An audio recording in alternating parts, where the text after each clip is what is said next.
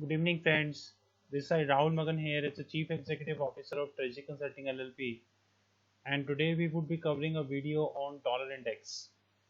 As we know that there are two versions of dollar index, one which is maintained by we have globally, which is dollar index, wherein the composition is almost same like SDR, and other dollar index which is maintained by the Bloomberg TV. In my personal opinion, the index which has been maintained by Bloomberg TV, the Bloomberg channel, which is the Bloomberg Dollar Index, this is more authenticate one because this covering the valuation of emerging currencies also. On the other hand, the other part of the dollar index which we have, this covers only five currencies, which is more or less the developed nation. So, in my personal opinion, this is a more authenticate figure and the rightful figure.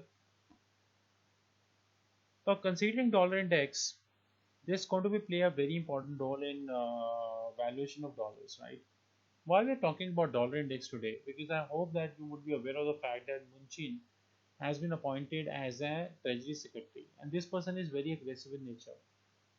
Plus, as far as the media reports are concerned, as far as the media reports are concerned, right? The Trump is asking the people from the banks, American banks, to come and join the Federal Reserve, and this is not easy. This is relatively not easy because if the banks will join the Federal Reserve, then of course there would be a lot of improvement which would happen in the banking system, and of course this is what Trump really wished to do. Plus, if we carefully see the remark of the Munchin, which has come recently, who is also acting as a Treasury Secretary, that he wished a strong dollar for American economy.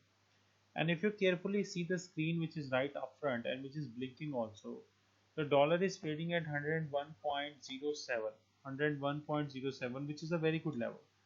I think it has done very well. Relatively, if we compare 8th November, now you can very well see the 8th November here. It was more or less 93 and 94.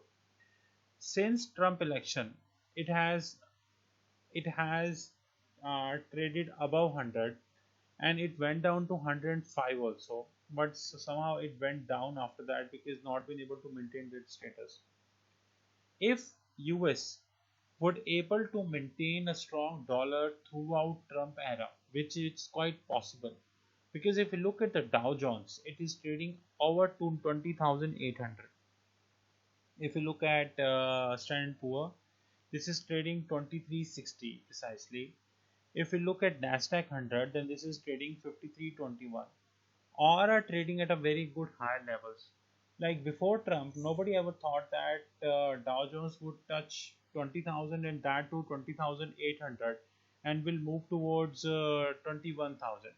And believe me that dollar strength is not something which is theoretical in nature. It is a practical aspect which is bound to happen. Now, how is going to impact you as a trader? As a trader, you would be having the following option to participate in the dollar bullishness. I will little bit disagree with the term which has been coined recently, which is dollar winter. I don't think dollar winter is going to be happen during Trump era. I think if Trump would re-elect it again, which is the probability by 2021 when the fresh elections would happen, then I think the dollar winter might happen. But dollar shortage is something which I think would happen during Trump era. But dollar winter is something I would absolutely disagree it would happen, to be honest. But nonetheless, if you're a trader having dollar, then you should be able to move the following way.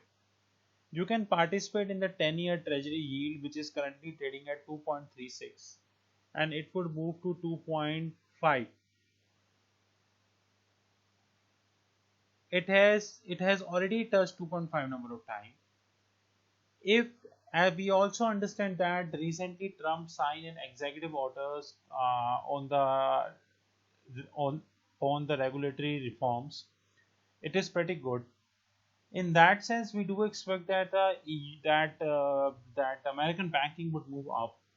So, if you wanted to take a position in American banking, you can take a position in the American banking on the buy side.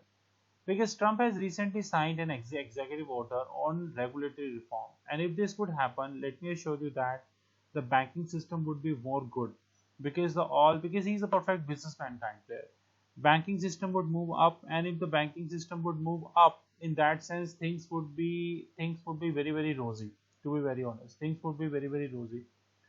Last but not the least, my personal opinion suggests that the US yield might touch 3% somewhere in June and July. June and July, I'm not very much sure that when, either June or July, because currently, if we carefully see that before, during Obama era, the 10-year GSEC, American GSEC, technically this is not GSEC, this is USD. 10-year USD was trading at 9 point something. It was trading at, sorry, 1.75. Immediately after the Trump, it has went up to, I would say 100 and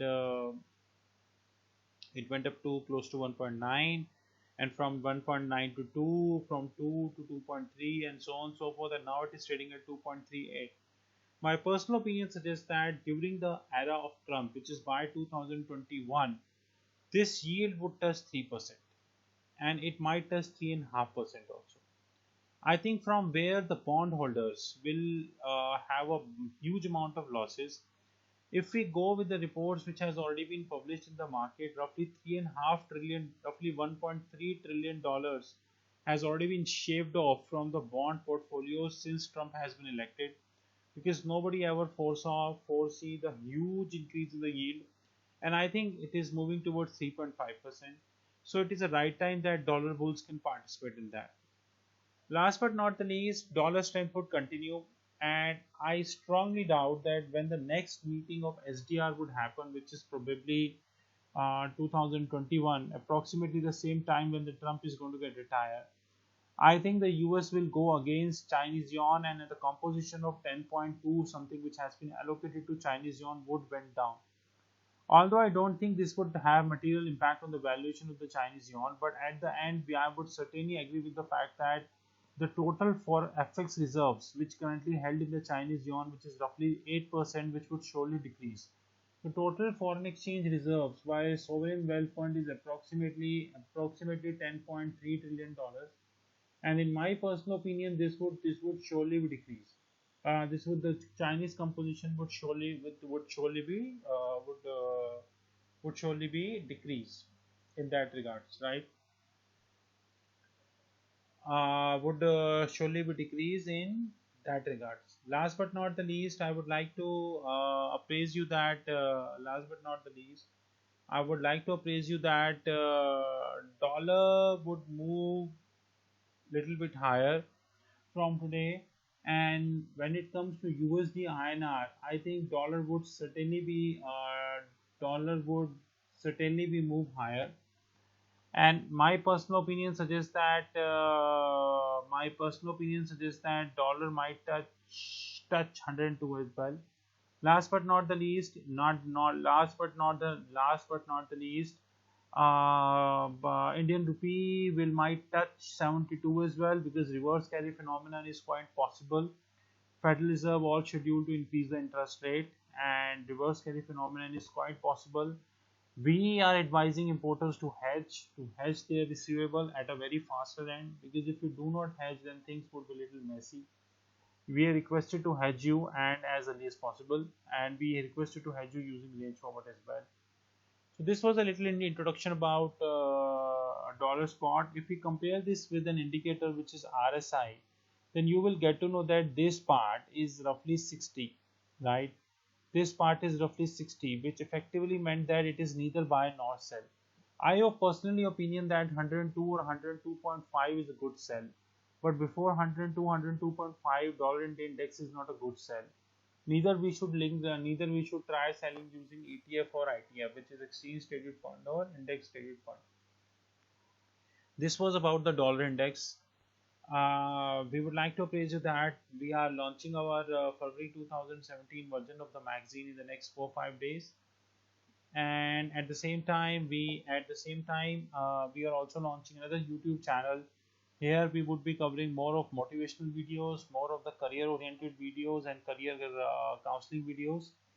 We are expecting this YouTube channel to be launched in March. Let us see how things we would be going, and we are expecting not more than 50 videos via this channel. We wish you all the best and stay soon with this strategy. With every video, Strategy Consulting LLP is moving closer to have 300 technical videos on the YouTube, and hopefully by end of this year we would cross 500 technical videos on the YouTube and would be amongst the biggest channels of the YouTube who have huge amount of technical videos for everybody. Thank you very much and have a great day.